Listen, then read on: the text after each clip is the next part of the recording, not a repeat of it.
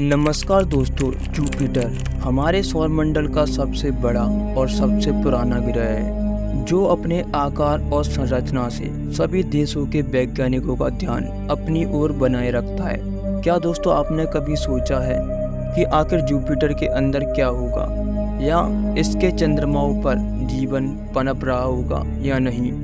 यह एक gas giant है जो सौरमंडल के जन्म से लेकर अब तक हमारी पृथ्वी की रक्षा करते आया है। तो चलिए, जो हमारी पृथ्वी को हमेशा से बचाते आया है, उसे बहुत करीब से जानते हैं कि क्यों है ये सबसे खास ग्रह जुपिटर, जिसका व्यास लगभग 1,43,000 किलोमीटर है, जो हमारी पृथ्वी के मुकाबले 11 गुना बड़ा है। इसका मतलब यह है कि अगर हम जुपिटर को खाली गोला माने तो इसमें 1300 पृथ्वियाँ समा सकती हैं। इतना विशाल होने के बावजूद इसका घनत्व पृथ्वी से काफ़ी कम है, क्योंकि यह ग्रह पूरी तरह गैस का बना है। यहाँ हमारी पृथ्वी की तरह कोई ठोस सतह नहीं है, जिसका अधिकांश हिस्सा हाइड्रोजन और हीलियम गैस से बना हुआ है।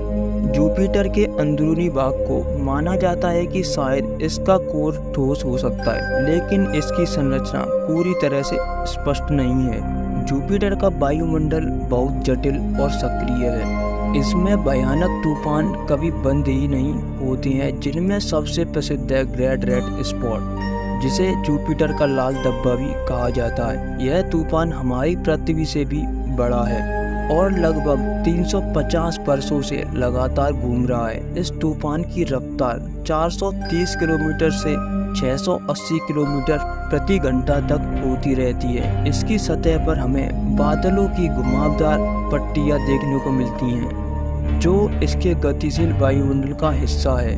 यह लाल धब्बा इतना रहस्यमयी है कि वैज्ञानिक अभी तक इसकी गहराई और उत्पत्ति को ठीक से नहीं समझ सके। जितना विशाल इसका आकार है, उतना ही इसके उपग्रह यानी चंद्रमा है। जुपिटर के लगभग 79 से अधिक चांद हैं, जिनमें से 4 चांद बेहद खास हैं, जिन्हें गैलीलियन मून कहा जाता है। ये 4 चंद्रमा हैं: आयो, यूरोपा, गैनीमेड और कैलिस्टो। इनमें से गैनीमेड सबसे विशाल है, जो बुध ग्रह से भी बड़ा है। माना जाता है कि यूरोपा की सतह के नीचे विशाल महासागर छिपा हुआ है, जहां जीवन की संभावना हो सकती है।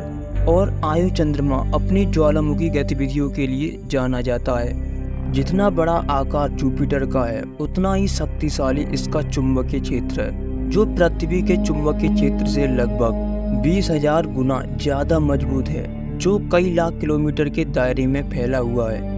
अब बात करते हैं जुपिटर के अध्ययन के लिए किए गए और भविष्य के मिशन की। नासा का जूनो मिशन 2016 से जुपिटर की कक्षा में घूम रहा है, यानी वह जुपिटर की परिक्रमा कर रहा है, जिसका उद्देश्य जुपिटर के वायुमंडल, चुंबकीय क्षेत्र और कोर के बारे में गहन जानकारी इकट्ठा करना है, जिससे हम जुपिटर को नहीं बल्कि सौरमंडल को तथा अन्य ग्रहों की उत्पत्ति को समझ सकते हैं। आने वाले वर्षों में यूरोपा पर क्लिपर मिशन भी लॉन्च होने वाला है, जिसका उद्देश्य यूरोपा की सतह और उसके नीचे छिपे महासागर की जांच करना है, क्योंकि वहां जीवन की संभावना बहुत अधिक है। तो दोस्तों, बृहस्पति सिर्फ एक ग्रह नहीं, बल्कि यह अपने आप में एक रहस्यमयी दुनिया है, जहां बहुत कुछ जानने और समझने को बाकी है। अगर हम जुपिटर को पूरी तरह समझ गए तो हम सौरमंडल के कई रहस्यों को समझ सकेंगे। तो दोस्तों, आशा है कि आपको बृहस्पति की यात्रा पसंद आई होगी। तो इसी जानकारी के साथ हम मिलेंगे आपसे एक और रहस्यमयी वीडियो के साथ। तब तक के लिए जय हिंद।